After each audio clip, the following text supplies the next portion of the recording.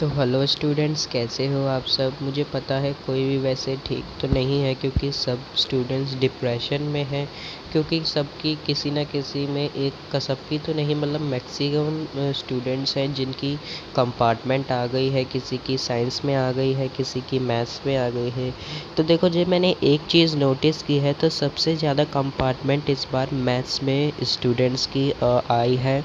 तो देखो, मैं तो बस आपको यही बोलूँगा कि मैथ्स, अगर आपकी मैथ्स में कंपार्टमेंट आई है ना, तो आप 100% गारंटेड पास हो। अब वो मैं ये कैसे कह रहा हूँ, मैं ये नहीं कह रहा कि जिसकी और बच स्टूडेंट्स की जिसकी और सब्जेक्ट में कंपार्टमेंट आई है वो पास नहीं है। जी जी, वो भी पास है। लेकिन जो मैथ्स की जो पासिंग जो मार्क्स है, वो सबसे ज़्यादा स्टूडेंट्स की कंपार्टमेंट जिसमें आई है, उसमें आप पक्का पास हैं। क्योंकि देखो, अगर आपकी मैथ्स में कंपार्टमेंट आई है तो आपको ज़्यादा पढ़ना नहीं है।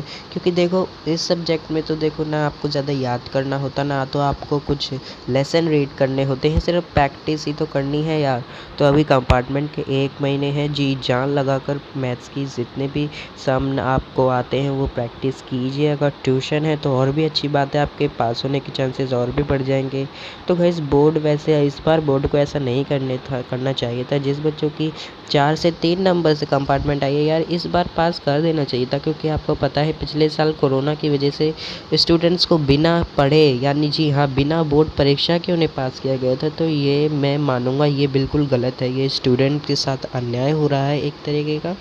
तो हाँ, मैं इसके बिल्कुल सख्त खिलाफ हूँ। बोर्ड को इस बार जिसकी 2 या 3 नंबर से कंपार्टमेंट आई है उनको पास कर देना चाहिए था। तो हाँ, बस मैं ये इतना ही बोलूँगा कि आपको बस ये दो ही चीज़ करनी है। एक, आपको जी जान लगाकर जितने भी आपका टर्म 2 का सिलेबस है मैथ्स का, और जिसकी और कंपार्टमेंट आई है किसी और सब्जेक्ट में, उनका भी जो टर्म 2 का सब्जेक्ट है, उन सबको भाई पढ़ लो प्लीज़। क्योंकि एक ही सब्जेक्ट तो पढ़ना है, किसी ने ज़्यादा से ज़्यादा किसी को 2 पढ़ने हैं। तो यार प्लीज़ पढ़ लो, क्या हो गया, बस आपको 1 महीना ही तो पढ़ना है सिर्फ पासिंग मार्क्स के लिए। बस 14 मार्क्स ले आओ और पास हो जाओ, फिर तो आपकी आपकी कोई परेशानी, जिनसे कहूँ चिंता नहीं होगी। क्योंकि देखो, बहुत से स्टूडेंट्स बेचारे अभी डिप्रेशन में हैं।